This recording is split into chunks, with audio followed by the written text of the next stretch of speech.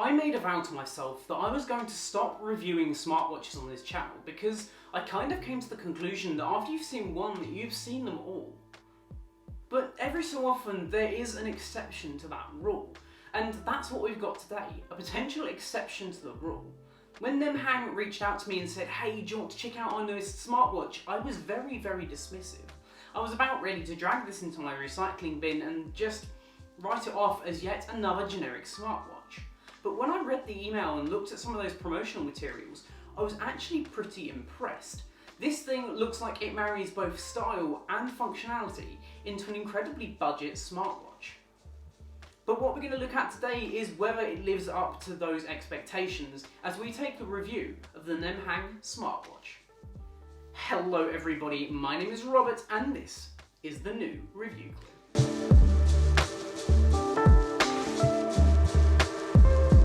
Yes, that is right, I have had a complete rebrand. As myself and the channel grows, I wanted my channel to reflect that and my brand to reflect that. So let me know in the comment section down below what you think of the new logo, all of the new graphics, and maybe I'll adapt it and change it a little more over time to get it just right for you guys and for me. Anyway, let's get on with reviewing the Nemheng smartwatch. But of course, before we do that, I do just have to let you know that Nemheng did send this out to me for free for review. That is, of course, not going to affect how I feel about this smartwatch. Everything that I say are my own thoughts. But let's go ahead and unbox it. So here we are with the outer packaging, and I'm going to be honest with you, I was pretty underwhelmed. It is incredibly generic packaging. There is no way to tell what brand this is. You do get to see the colour in the top corner there, and it comes in a few different ones. I went with the gold and sort of a brown tan. On the back we do see a few of those specs, but of course let's stop looking at those specs and the box and see what we actually get on the inside. On the top, front and centre, we do see the watch body itself, with that 1.17 inch display. We do also get a magnetic charging cable and of course the straps as well. Underneath that main body, we actually do see some paperwork and perhaps most interestingly of all, a screen protector. It is so very rare to see screen protectors given as a free gift with these smartwatches. I don't think I've ever seen that before, but it would become incredibly useful because I'm going to be honest, the amount of times I've worn a smartwatch and scuffed it on anything as I walk past is very high. So to have a way of protecting that in the box is just incredible, and more brands should start doing this. Let's go ahead and take a quick tour of the watch body. As noted, I have the gold version here, but others are available. The front of the device shows that 1.17 inch display and the relatively small bezels. We will talk a little bit more about the screen later, but let's continue the tour. As we take a look around the outside with that gold trim, we see two buttons. The top button will allow you to turn the screen on and off, while the bottom button allows you to go through the menus and interact with the watch itself. On the back we see the points for those standard magnetic charger. This is fine for the most part. Every generic smartwatch comes with this style of charger. It can be a little bit annoying to line up perfectly because it only fits one way. Personally, I prefer the puck charger of the Apple Watch, mainly because I can just sort of drop it on and it will automatically connect. I don't have to fiddle about to get it exactly right. But for its price point, it does the job and it's fairly easy to connect up because of those magnets. And of course, we do get the heart rate sensor on the back here as well. This is nothing new. It's a very generic heart rate monitor that still appears to hold up, but we'll talk a little bit more about the heart rate monitor a little later on. Let's really quickly talk about the straps. Quite honestly, these are more high quality than I expected them to be, especially for that £50 price point. The tan brown colour is certainly more feminine than I expected, but I really don't hate the look. The straps attach like basically any other smartwatch strap. You just pull down the pins and slip them in place. This basically means you can buy third-party straps from Amazon and eBay and you're almost guaranteed that they're going to fit. So you can always switch up your style with ease, and this watch is pretty stylish. They feel strong and robust too. I'm going to be honest, when I look at many generic smartwatches, these straps feel flimsy, stretchy, and like they're going to break after a short period of time. These really did not feel like that. These felt incredibly high quality, and I can see myself actually using it for a fairly long time. They are of course the silicone, which is perfect because this is meant to be a sports wearable, so it's not going to degrade over time with sweat as you're running or doing any other kind of exercise. The straps also have enough cutouts to basically fit any size of wrist, so you don't have to worry too much about this strap potentially not fitting your wrist. When you first turn that screen on, you really do just understand how much design has played into this watch. It looks incredibly good. Every single watch face that has been pre-installed on here, it blends those slightly thick bezels out of the picture altogether. I came to the conclusion not too long ago that every generic smartwatch basically looked the same. These squared off, boring designs with incredibly big bezels. But this just isn't the case. This is an incredibly stylish and good looking watch, with that 1.17 inch display in the round body, with that gold accents. I can't get over it. I really do think this is the best looking smartwatch I've ever seen. Even with a watch like this, the Apple Watch Series 7, I do think this looks better than it. The screen size is not too big either. It sits well on my wrist and doesn't appear to dwarf it too much. It's not too thick and it's not too big. Even on my girlfriend's wrist, it really didn't dwarf and looks just about the right size. If you're looking for a statement piece and really don't care too much about the smart features and just want to be able to track your steps in a day, this is the way to go. Honestly, if that's all you're looking for, you can stop this review now and go and buy this watch. It is a stunner. Let's talk smart features though. In terms of an OS, this is running the very generic smartwatch OS, which basically every smartwatch runs, and that's not a bad thing. The OS itself is actually very, very good. The first thing you see when raising your wrist is that watch face. What I loved here was that every watch face that was installed would complement exactly this watch's design. And if you connect it up to the mobile app, you have an almost limitless amount of different faces that you can choose from to download to your watch. So no matter what your style is or how you're feeling that day, you will have a watch face that is just perfect for it. But of course, before we continue with this review, if this is the first time that you're seeing my face on your screen, then 1, lucky you, and 2, go down there, hit that subscribe button, smash that bell notification icon so you get notified every time I upload. While you're down there as well, let me know in the comment section what you think of this watch. Do you like the style of it, or do you think it just looks a little bit tacky? I'd be really interested to know what you think. But of course, without further ado, let's go ahead and continue with this review. Swiping down from that home screen gets you to the quick settings, and there's quite a lot here. You can change the brightness from basically nothing, so you can use this in bed or in a darker environment like a cinema, all the way up to the brightest setting, which is blisteringly bright. Honestly, I was so impressed with being able to view this thing outside while I was in direct sunlight. Brightness, and you're going to have no issues here whatsoever.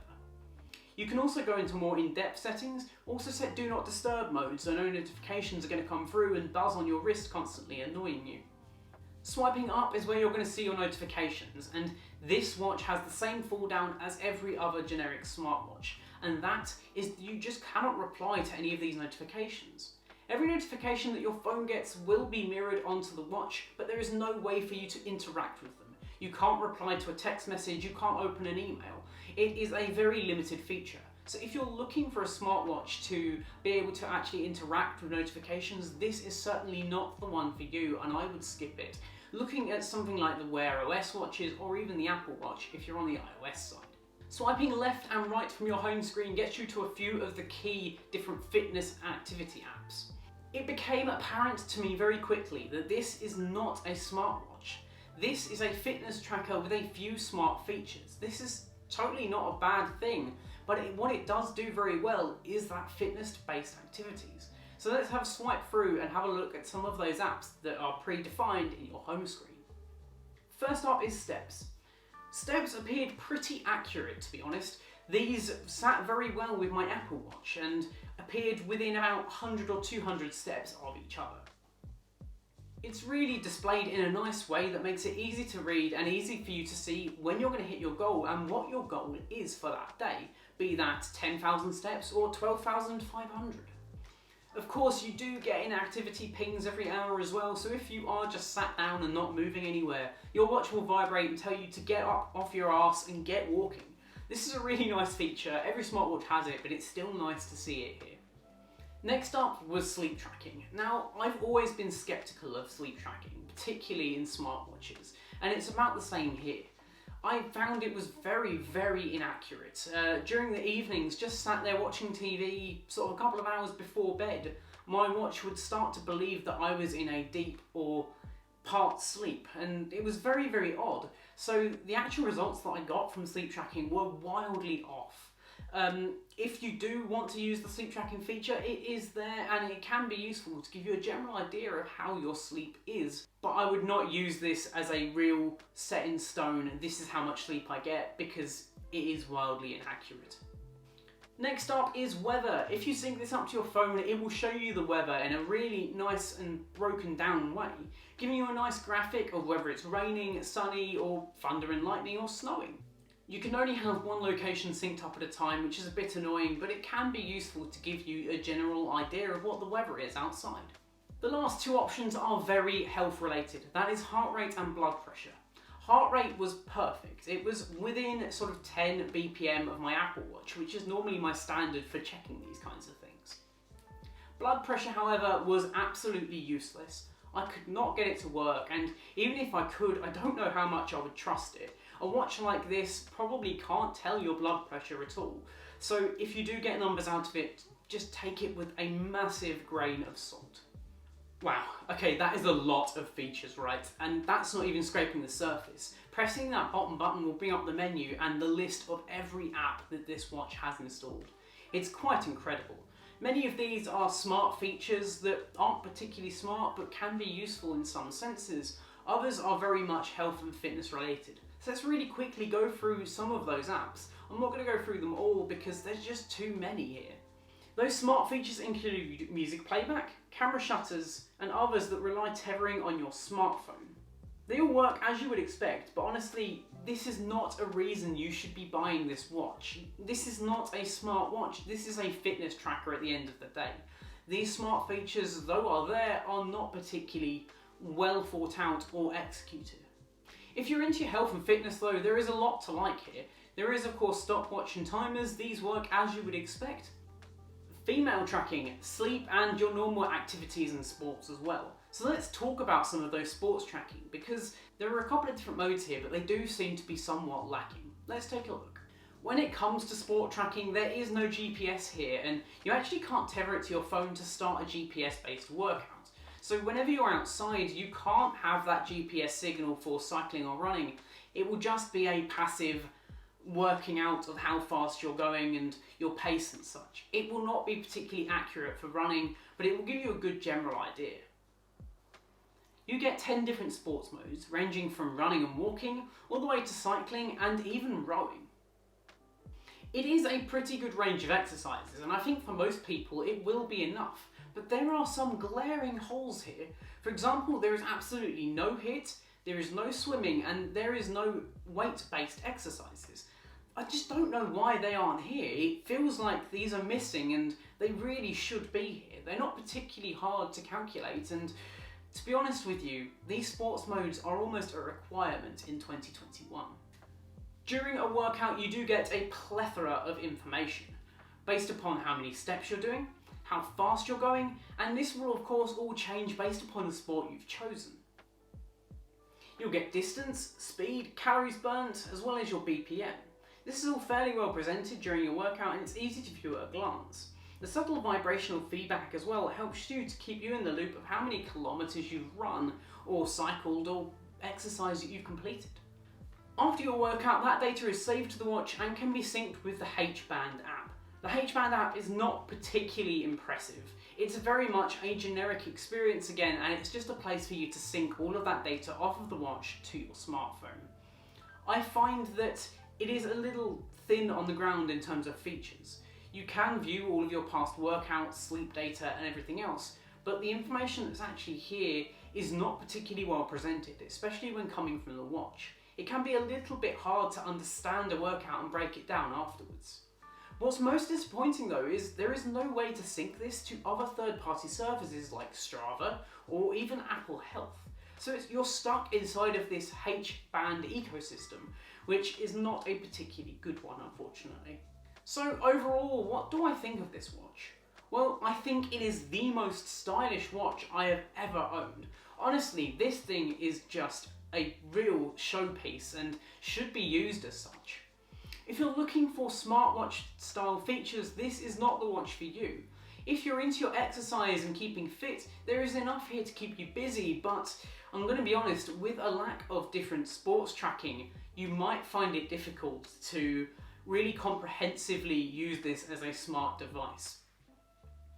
If, however, you are just looking for a watch that you can wear and potentially track steps with and maybe see a notification or two, this is certainly the way to go, especially for that £50 price point.